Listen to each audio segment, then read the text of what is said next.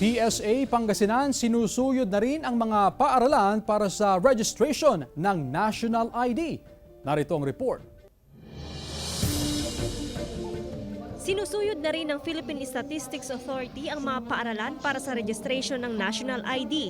Ang PSA Pangasinan binisita ang mga estudyante ng Speaker Eugenio Perez National Agricultural School sa San Carlos City. Mula sa mahigit 6,000 estudyante, nasa 200 pa raw ang hindi nakakapag-register sa Philippine ID System o PhilSys. Pinapaalam natin sa mga estudyante kung ano ang kahalagahan, benepisyo, advantages of having their national ID once na nagpa-register sila at natanggap nila ang kanilang national ID.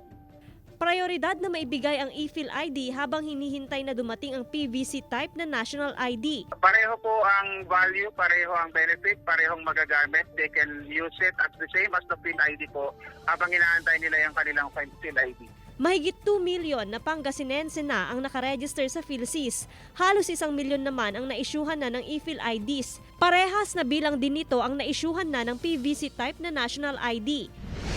Samantala, mahigit 1.7 milyon na national ID na ang naipamahagi sa Cagayan Valley Region. Nasa 13% mula sa kabuang bilang na 3.2 milyon na katao mula sa rehiyon ang natitira at planong maibigay bago matapos ang taon. e-Phil ID din ang pansamantalang ibinibigay habang wala pang dumarating na PVC type na national ID. Lahat ng ating mga taga Cagayan Valley na pumunta lamang po sa ating mga registration centers. Kung may nakita po kayong mobile registration natin ay lumapit po kayo at magparehistro upang mabigyan po kayo ng ating national ID card.